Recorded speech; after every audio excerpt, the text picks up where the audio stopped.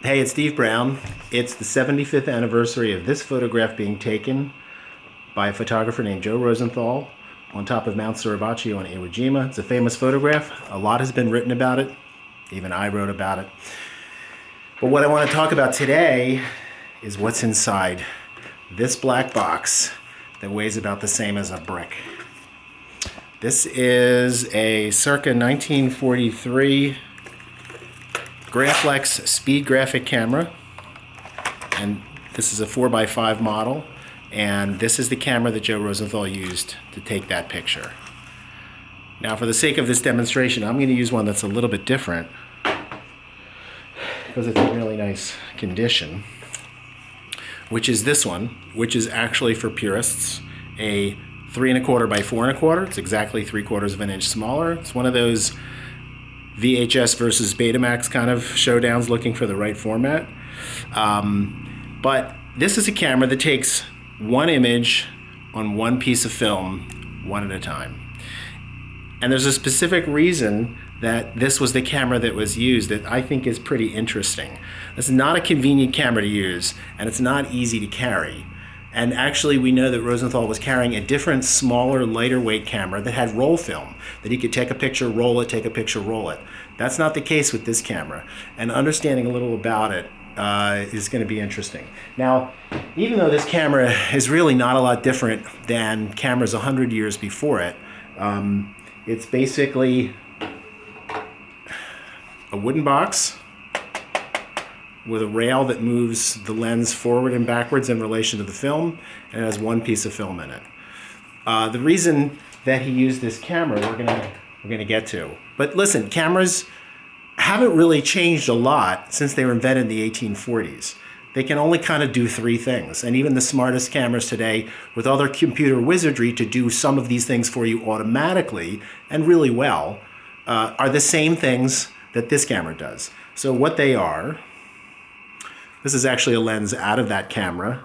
It's a lens mounted in a hole on a wooden board. What those things are is it can change. Let's get that in the light. That's okay. Basically, can change the size of the opening that is through the lens, and that works like the iris in your eye. The smaller the opening, the more sharpness there is, the more depth there is that's in focus, and the wider open it is, the softer the focus and the less is in focus. So they can change the aperture, it can change the speed, which is how much time that is open for, and it can change the distance and the relationship between the lens and the film, or today the lens and the sensor. And even your most very sophisticated iPhone 11, it's got a tiny little servo that's moving a tiny little lens back and forth to focus it. Same thing.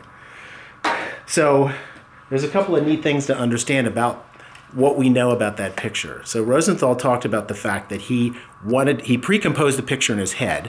Even though there was a lot going on, it was not a secure sight, but he knew he wanted to take it at between f8 and f11, and these aperture stops on these cameras are smooth. They don't have little detents to them. He wanted to take it with that kind of sharpness, not full. This one goes up to f32, so he could have got razor sharpness all the way through the image. But he set it at between f8 and f11, and he wanted it at a 400th of a second. Now this camera goes all the way to 1,000th of a second, hence its name, Speed Graphic. This particular model with that 1,000th of a second was quite something when it first came out. So he wanted the setting at a 400th of a second, and he wanted to freeze the action of the men, but he wanted the flag to flutter a little bit. And so he knew that's what he wanted to do. Let's talk about how this gets that speed. So one of the things that this company sort of pioneered, and this is a different model of a similar camera. I'll zoom in on it. He says,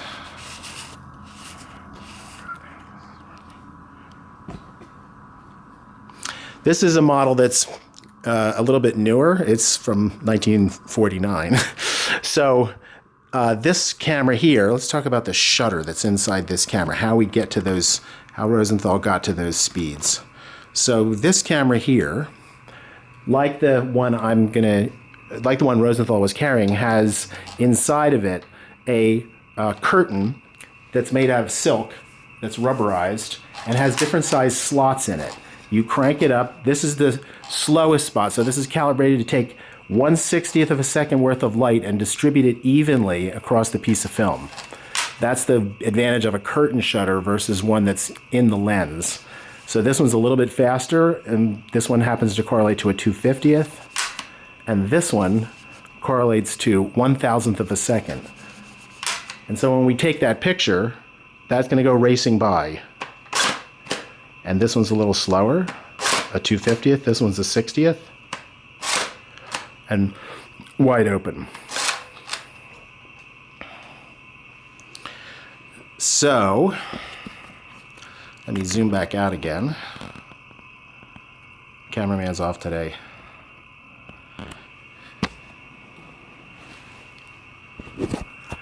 So how did he achieve that with this camera? Okay. This camera is a little different than that one, as it doesn't have just one setting. You consult a chart that's engraved on the top, and on this chart you may be able to see the columns. This is the C column, and this is the 6th column, and that gets you to a 400th of a second. So what he would have done would be to wind up,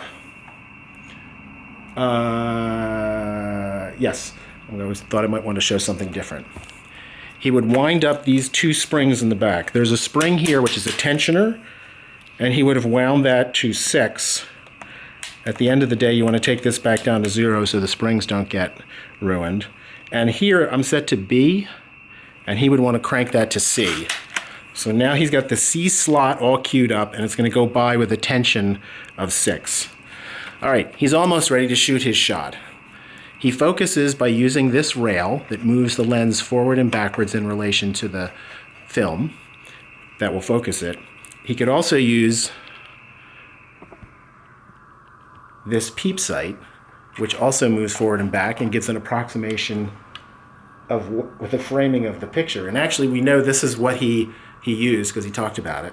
And it also has a rangefinder, which is was kind of a neat thing at the time. It's two prisms, one in each, that's linked to this, and they're calibrated to come together. That you'll actually look through and see two images, and they sort of become one when you're at the right focus. But that wasn't what he was using. So he had it pre-focused, and he's got the right tension. He's ready to get his 400th of a shot, but he's not quite ready yet. Because this, well, I'm going to show what it took to get ready. Inside of the camera, he has these. This is a film frame that has two sides and holds two pieces of film. So I've got one set up here to show you what goes on inside of this. The night before, probably, he would have used something called a dark bag, which is like a canvas bag with tight sleeves, and it's rubberized black, so it's a completely light tight. And inside of it, he would have put a box of film and a bunch of these guys, and I made a piece of paper for film, but I have some film here that I better use this film right away because its expiration date is August 1957. But this is fresh, so we'll put this in. So the way this is loaded is it's a little dark room. It has a dark slide that slides out and reveals the film inside, which is loaded like this. I'll move this down. So you would take the piece of film, this is all done in complete darkness, and you would put it behind these two little slots, slide it all the way in, get your dark slide, slip it in, close it up. Now you got a little dark room with a piece of film inside of it, and handy dandy, you've got another size, so 2 shots for each frame.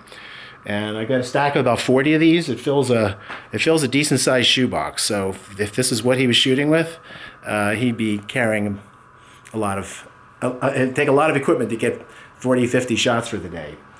So he's ready to shoot. He puts his, oh, I should show you how it focuses, because that kind of is another interesting part of the equation.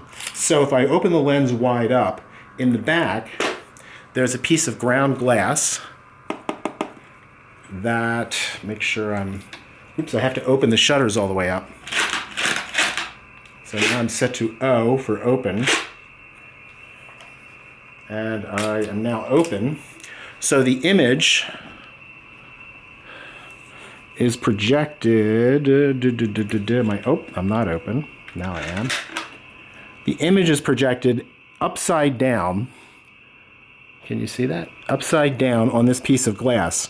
And people that use you can focus very, very sharply with this glass. People get up inside here, and so here it's coming in closer, farther. People will get up inside of here if you're doing a portrait and use a magnifying glass to really get a sharp focus on that glass. So that's the focal plane. That's the perfect focus, and you can see exactly what's going on with it. So he's ready to take his photograph. He takes his film slide and slips it in the glass, which is the focal plane, moves away, and the film is going to go at that exact plane. That's kind of part of the design. This slips in.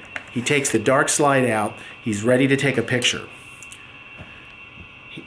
Now, we know because of the story he told about it is that he was getting himself ready, getting a place to set up, but they weren't waiting for him. He saw out of the corner of his eye it was about to happen. He had it all set between f8 and 11, 400th of a second. He swung this up to his eye. He had this wound to C, and he was ready to take the picture. Here's the shutter. He sighted through the peep sight, took the shot. One shot, one time, one piece of film. Now, he can flip this around, and we know he took at least one other shot on top of Mount Suribachi. So that's a little bit about what it took to make that picture, the skill, the pre-visualization, and being prepared. But there's one other thing that's kind of interesting to talk about these cameras. It's not actually anything he was using that day, but it's about the camera itself. So let's look again at this guy.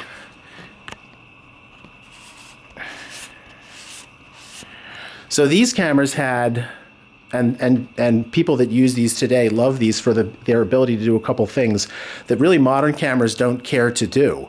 One of them is they can move the lens in relation to the film. And what that does is if you have, like, let's say a building that's got parallax, it looks like this, it resolves it into a straight alignment. It could also move up and down. It could move side to side. So it could resolve it that way. It also, when it does this, it changes the focus of the picture so that the top and bottom of the picture will be out of focus and the central subject would be in focus. And then there's other versions of this camera that will move this even more kinds of ways. And there's one other interesting thing to talk about. Now, this is not a very convenient camera to use, right? It's heavy, it's bulky, and it's only got one piece of film. And we know actually that Rosenthal had a different camera. He had a Rolleiflex 2¼ format camera that had wind-up film. So take a shot, wind it, take a shot, wind it, instead of going through all this effort with the frames. But the reason he wanted to use the frame, which is kind of remarkable, is that this frame holds a piece of film 4 inches by 5 inches, and the sharpness of this is really unmatched by any high-powered technological kind of cameras. I mean, this is a pretty nice modern Sony camera, and by the way, taking one shot wouldn't be that difficult because you could just whale away with a motorized version. 10 shots a second, something's going to work out. No pre-visualization required.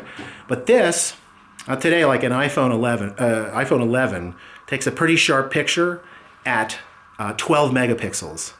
If you do the analysis and look at how sharp this will take, it's 1200 megapixels.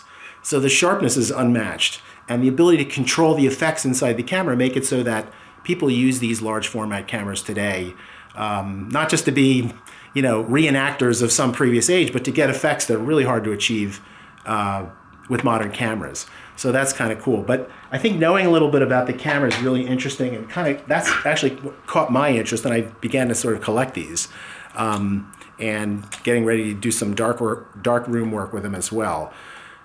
This notion to me is just fabulous, that this was a photograph taken one time on one piece of film.